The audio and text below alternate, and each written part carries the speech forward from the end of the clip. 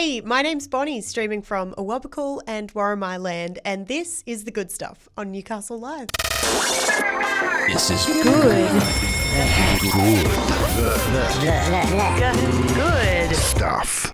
The good stuff. Today we're having a chat with Melbourne band Telenova prior to their upcoming gig at the Cambridge Hotel. We'll tell you about how you can live out your 80s aerobics fantasy, and we'll find out what's next for Dave Gleeson. But first, it's time to find out what's happening around Newcastle and the Hunter tonight.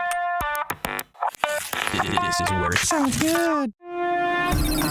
good stuff.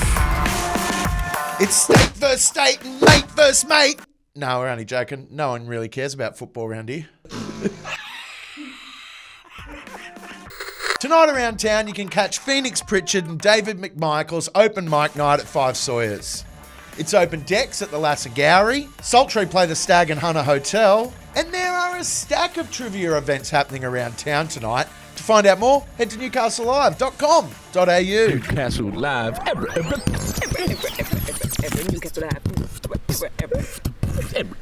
Newcastle Live. Local performance troupe Fondalicious are searching for fresh 80s superstars to join their troupe. Fondalicious is best known for its exhilarating retro aerobics classes featuring all the hits from the 80s. They also have a semi-professional dance group, the Fonda Troupe, available for hire. Auditions to join the performance troupe are happening this Sunday. To find out more, head over to newcastlelive.com.au or check us out on Facebook to see what everyone's talking about. The good stuff. Despite being just 2 years old, Melbourne band Telenova are the alt-indie trip-hop concoction that we've all been waiting for. Last year, they took out AIR's Breakthrough Independent Artist Award and released their second EP, Stained Glass Love.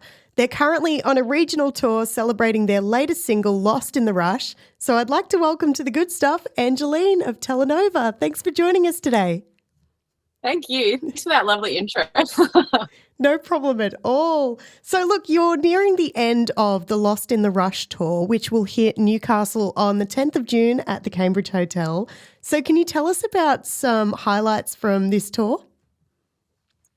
Yeah. Honestly, one of the highlights for me has just been the absolute kind of like diverse response we get from different audiences, and also the ability to like travel to all these places in Australia that we haven't seen before. But yeah, we've had anything from like a room full of just what feels like a house party of like people who have just turned 18. Yeah.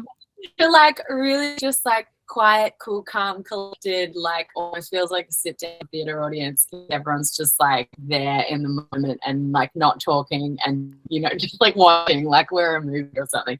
So, honestly, I've just appreciated getting up on stage in some of these smaller, intimate rooms and having absolutely no idea what kind of crowd we're going to get. So I'm looking forward to seeing what the crowd Newcastle is going to bring for us. Do you feel you have to alter your energy or your performance depending on what the turnout's like or how the crowd are behaving? Yeah, I don't think I think about it like logically, but I just naturally like there's some beautiful mystical thing that happens where it's really communication between like the audience and the band up on stage. So yeah, I think naturally we do mirror the energy. At the house party vibe, I like hit my tambourine so hard that like all the little discs flew off and like I lost an earring. So like, Wow. Yes, you do reflect the energy of the crowd in the room for sure. You've just been through remixing your EP as an alter ego, Telenova, which is full of remixes of the original version of the EP. So can you tell us about what inspired you to create this mirrored version? Yeah, I mean, firstly, I'll start by saying I don't have my hands on the tools at all for those remixes. That is all Joshua and Edward. Mm-hmm. Yeah, I mean, they're just like super skilled producers, and Ed, actually don't know why he did this, but sometimes he's always remixing stuff just for fun, like I guess as a creative thing, see what happens. And he did it with Scarlet, which was the song of that EP. And I think our management heard it, and everyone just started getting really excited about it. It was like, it naturally feels like there's a darker side to the music that's kind of inherent in some of the instrumentation, but doesn't always come out. And it's in like the form that it makes for the single and stuff. So it was just about exploring that, slightly darker side to the music, I guess, and allowing that to shine.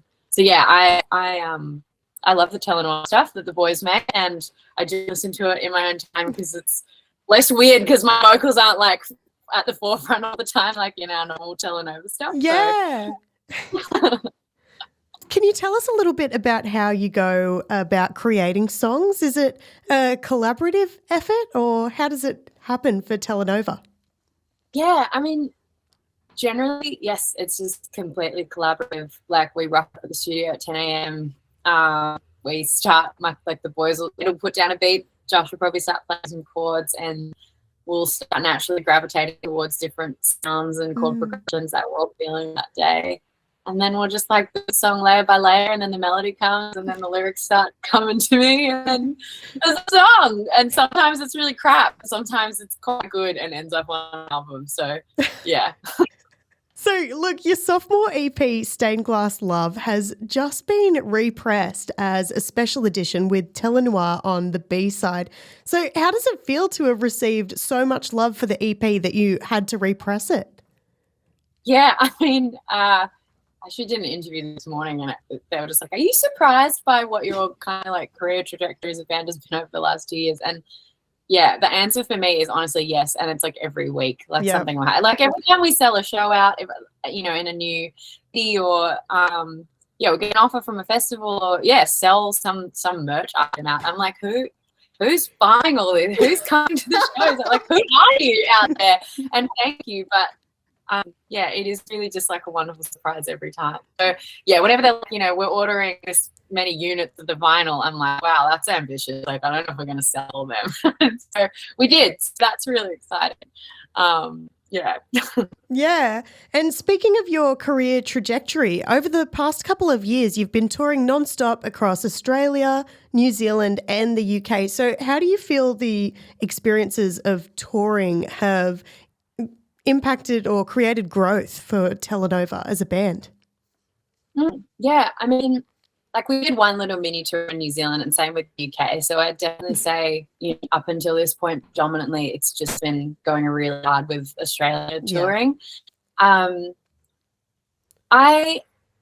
think in an age where everyone has sort of like a digital version of themselves, and we're on our phone so much, and that is part of the way the artists promote themselves. Well, a huge part of it.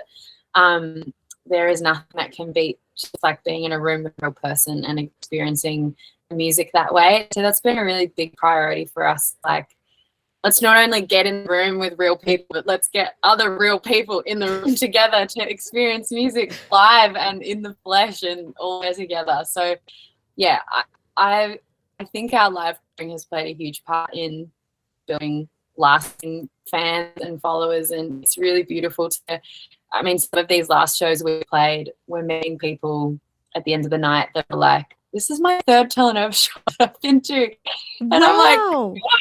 I've only been around for 2 years, and some of them it's like I was on holiday in another state and I went to a show, or like I drove 2 hours to come and see the regional show, or yes, that's been really amazing and so encouraging that people still care about being in a room with real people and hearing music that way.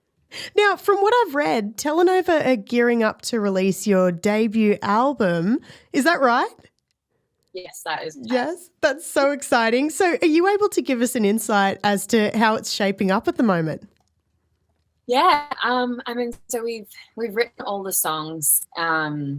We've kind of honed them in and gone, yep, this is I can't actually remember what the final number is, but here is the final number of songs that feel like, that they're part of this body work and they express what we're trying to say. And so we're recording at the moment, and I'm starting to mix. And that's pretty much all I can say, but we're very proud of it. And I think it feels such a natural progression in terms of developing the world, and expand some of the things that we've. Oh God, this is just getting so conceptual. I'll stop talking right now. Can you tell us about some of your favorite, or what your favorite things are to write about?